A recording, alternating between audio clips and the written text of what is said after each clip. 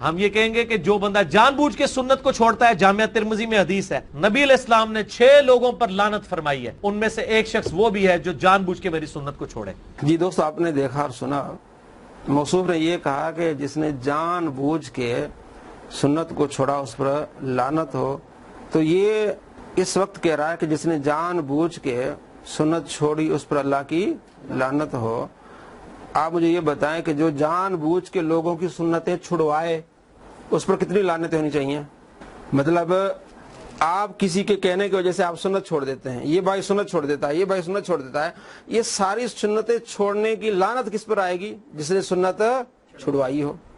محمد علی مرزا صاحب نے پچھلے چند مہینوں میں یہ تقریریں کرنا شروع کر دی ہیں کہ جناب علی یہ تو آپ کو 24 گھنٹے میں اتنی رکعتیں بتاتے ہیں، ہم آپ کو 24 گھنٹے میں صرف 17 رکعتیں بتاتے ہیں۔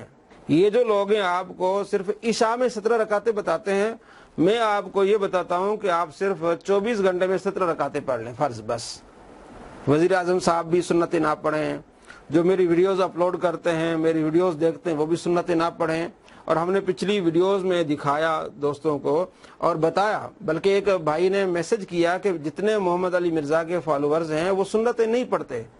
جب ہم ان سے پوچھتے ہیں بھی نبی علیہ السلام نے پڑھی ہیں، فجر سے پہلے 2 سنتیں ہیں آپ علیہ السلام نے پڑھی ہیں، ظہر سے پہلے 4 سنتیں ہیں، ظہر کے بعد 2 سنتیں، مغرب کے بعد 2 سنتیں ہیں، عشاء کے بعد 2 سنتیں، یہ 12 سنتیں جس کے بارے میں آپ علیہ السلام نے فرمایا جو اس کو پڑھے گا اللہ اسے جنت میں داخل فرمائے گا۔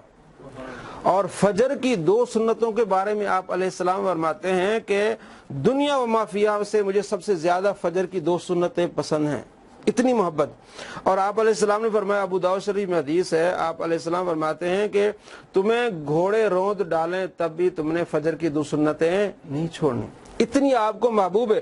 اور اب یہ تبلیغ کیا کر رہا جناب، آپ صرف فرض پڑھ لیں، آپ سے اور کچھ نہیں پوچھا جائے گا، آپ فرض پڑھ لیں، آپ سنتیں بھلی نہ پڑھیں۔ تو اس کے کہنے کی وجہ سے جتنے لوگ سنتیں چھوڑ رہے ہیں، اب یہ صرف فتویٰ دے دیا نا کہ جناب جو سنت چھوڑے گا جان بوجھ کے اس پر کیا ہوگا؟ اللہ کی لعنت، تو پھر ساری لعنت اس پر نہیں آئیں گی۔ ٹھیک ہے، جب ہم نے بہت ساری ویڈیوز بنائی اس کے خلاف، اس کو بتایا بھی دیکھیں آپ لوگوں کو غلط طریقے پر لے کے جا رہے ہیں۔ نبی علیہ السلام کے بارے میں قرآن مجید فرقان حمید میں کیا ہے؟ اللہ فرماتے ہیں لقد کان لکم فی رسول اللہ اسوۃ حسنہ، تمہاری بہترین نمونہ کیا ہے؟ نبی علیہ السلام کی زندگی۔ تو آپ صلی اللہ تعالیٰ علیہ وآلہ وسلم کتنی محبت کرتے ہیں سنت سے، فرمایا دنیا و ما فیہا سے بہترین مجھے جو سب سے زیادہ محبوب چیز کیا ہے؟ فجر کی 2 سنتیں۔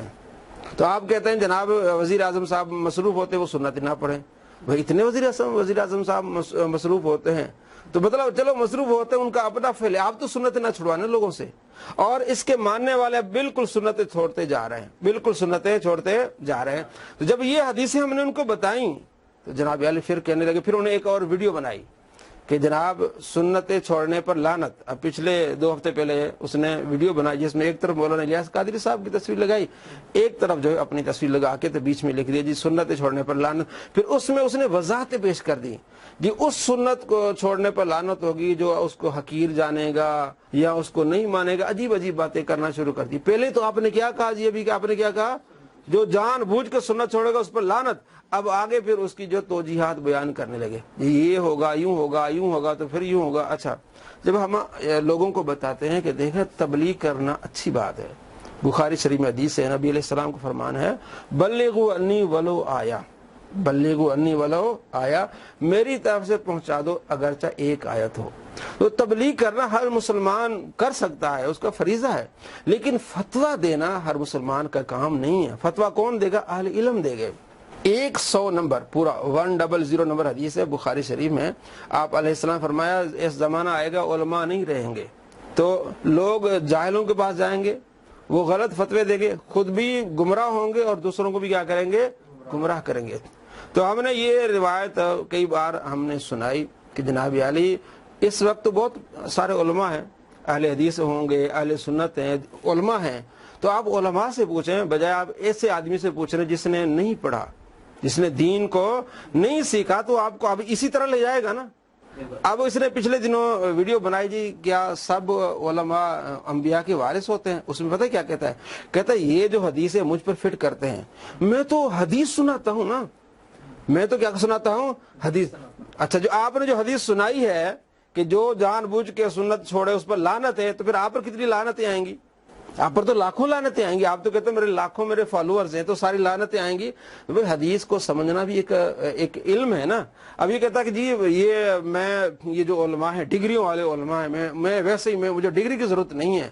دیکھیں ڈگری کا مطلب یہ ہوتا ہے کہ آپ اتنا پڑھ گئے ہیں، آپ میٹرک کی آپ کے پاس سند، اس کا مطلب آپ میٹرک تک آپ پڑھ گئے ہیں، ایف اے کیا ہے، کسی نے بی اے کیا ہے، ایم ایڈ کیا ہے. یہ اس ڈگری کا یہ فائدہ ہوتا ہے. اسی طرح ایک عالم کی ڈگری کا یہ فائدہ ہوتا ہے کہ حدیثوں پڑھ کے فقہی مسائل پڑھ کے یہاں سے ایک مرتبہ گزر گیا ہوتا ہے. اسے پتا ہوتا ہے کہ میں نے اگر یہ روایت پڑھ کے یہ رزلٹ نکالا کہ جس نے جان بوجھ کے جو ہے وہ سنت کو چھوڑ دیا اس پر اللہ کی لعنت ہوگی. اب مطلب کوئی بندہ میٹھی چیز کھا رہا ہے، میٹھی چیز کھانا سنت ہے، بیٹھ کے پانی پینا کیا ہے؟ سنت ہے. تو اگر کوئی بیٹھ کے پانی پیتا وہ کہے گا یہ اس پر اللہ کی لعنت ہو. اسی طرح تو نہیں ہے نا. آپ علیہ السلام امامہ پہنتے تھے، یہ سنت ہے. اگر کوئی امامہ نہیں پہنتا اس کا مطلب یہ نہیں کہ اس پر کیا ہوگی؟ لعنت ہوگی. تو علماء نے پھر سکھاتے ہیں، مدارس میں پھر سکھاتے ہیں اور پھر سمجھاتے ہیں کہ کون سی سنت ہے جس پر لعنت ہے، کون سی سنت ہے جس پر لعنت نہیں ہے. تو اب اس طرح پڑھ کے کہ نکل کے ان کو ڈگری ملتی ہے. اس کا فائدہ یہ ہوتا ہے کہ وہ گزر چکے ہوتے ہیں، انہیں پتا ہوتا ہے. پھر اس طرح کی وہ باتیں نہیں کرتے. تو جو بغیر ڈگری والے ہیں پھر اس طرح کی باتیں کرتے ہیں اور خود کیا ہوتے ہیں؟ پھنستے ہیں. کہتے ہیں مجھے ڈگری کی ضرورت نہیں ہے. بھائی ڈگری کی ضرورت نہیں. اگر آپ انجینئر ہیں تو آپ کو ایسے تو نوکری نہیں ملی. اس کے لیے کیا ڈگری چاہیے؟ جو دین سیکھنے کے لیے یا فتویٰ دینے کے لیے ڈگری نہیں ہونی چاہیے. پتا ہونا چاہیے کہ آپ کو فتویٰ دینے کے اصول آتے ہیں، آپ کو حدیث کے اصول آتے ہیں، آپ کو تفسیر کے اصول آتے ہیں. یا آپ ایسے جب شروع ہو جائیں گے پھر اس طرح کی آپ باتیں کریں گے، آپ یہ باتیں کریں گے، حدیث پڑھ کے آپ یہ باتیں کرتے ہیں جناب علی حدیث پاک میں آیا، مسلم شریف میں آیا کہ وہاں بندہ جو چاہے جنت میں اسے مل جائے گا، جو خواہش کرے گا وہ بندے کو مل جائے گا. تو اب رزلٹ کیا نکالتا ہے بغیر ڈگری والا یہ عالم صاحب؟ رزلٹ نکالتے ہیں کہ جنت میں منی خدا ہوں گے. جنت میں کیا ہوں گے؟ چھوٹے چھوٹے خدا ہوں گے. بھائی دیکھیں نا، اللہ تبارک و تعالیٰ بھی جو چاہتا ہے وہ ہو جاتا ہے. ٹھیک ہے، بندے بھی چاہیں گے وہ ہو جائیں گے. اللہ تبارک و تعالیٰ زندہ ہے تو بندے بھی زندہ ہیں تو بندے منی خدا ہو جائیں گے. نعوذ باللہ من ذلک. ہم نے پھر بخاری سے حدیث پچھلے دنوں اپلوڈ کی تھی، ویڈیوز میں بتایا کہ چاہنے کا مراد ہے کہ اللہ تعالیٰ ان کی مراد کو پوری کرے گا. اب یہ نہیں کہ جو بندہ وہ جو چاہے گا وہ کر ڈالے گا. مثلا ہم نے وہ روایت بخاری کی بتائی کہ ایک صحابی نے آپ صلی اللہ تعالیٰ علیہ وآلہ وسلم کے ساتھ بیٹھے ہوئے تو آپ علیہ السلام نے فرمایا کہ جنت میں ایک بندہ کہے گا یا اللہ میں کھیتی باڑی کرنا چاہتا ہوں. اللہ تعالیٰ فرمائے گا کس چیز کی کمی ہے؟ اس نے کہا، وہ کہتا ہے یا اللہ مجھے پسند ہے کھیتی باڑی کرنا. تو وہ جیسے ہی دانے بیجے گا وہ کھیتی پک جائے گی اور کٹ بھی جائے گی. یعنی اب وہ اجازت مانگے گا تو اللہ اس کو اجازت دے گا. اگر وہ منی خدا ہے تو اجازت کی ضرورت ہی نہیں ہے. اگر وہ منی خدا ہے تو اجازت کی. تو پتہ چلا اس طرح کی تبلیغ کیا ہوتی ہے، تباہی بربادی پھیلاتی ہے. مطلب اب جب اس کے ماننے والوں کو ہم کہتے ہیں بھی یہ دیکھو اس کے کام کیا ہے، تو کہتا ہے جناب علی جب آپ جنت میں جائیں نا تو ہمارے مرزا صاحب منی خدا ہوں گے وہاں، پھر ان سے پوچھ لیجئے گا. یعنی ایک بے وقوفی کی ایک حد ہوتی ہے. تو اس لیے ڈگری کی ضرورت اس لیے ہوتی ہے کہ آپ فتویٰ اس وقت دے سکیں جب آپ اس تمام پروسیس سے آپ آگے نکل چکے ہوتے ہیں. تو اب حدیث پڑھ کے آپ اس طرح فتویٰ لگائیں، آپ کو دوسری احادیث آپ کے سامنے نہ ہوں اور آپ نے سامنے صرف 4-5 احادیث کی کتابیں رکھی ہیں اور آپ سمجھتے ہیں کہ جناب علی میں بہت بڑا عالم اور وہ بن گیا ہوں، تو پھر یہ آپ کی کم علمی ہوگی. اور یہ جو بھی فخر کرتا ہے، تکبر کرتا ہے، اللہ کریم کو ایسے لوگ پسند نہیں ہیں. تو آپ خود اندازہ لگائیں جو اس کے پیچھے جانے والے وہ سنتیں چھوڑ رہے ہیں اور یہ خود فتویٰ دے رہا ہے کہ جو سنت کو چھوڑے وہ اس پر جان بوجھ کے جو سنت کو چھوڑے اس پر لعنت ہو. تو جو اس کو فالو کرنے والے وہ سارے سنتیں چھوڑ رہے ہیں. اب کتنی لعنت اس شخص پہ آئیں گی. تو کیا ایسے لعنتی شخص کی پیروی کرنی چاہیے؟ ہرگز نہیں. ایسے جاہل کی پیروی کرنی چاہیے؟ ہرگز نہیں. اللہ تبارک و تعالی ہمیں دین متین پر چلنے کی توفیق نصیب فرمائے اور ایسے فتنوں سے ہمیں بچائے.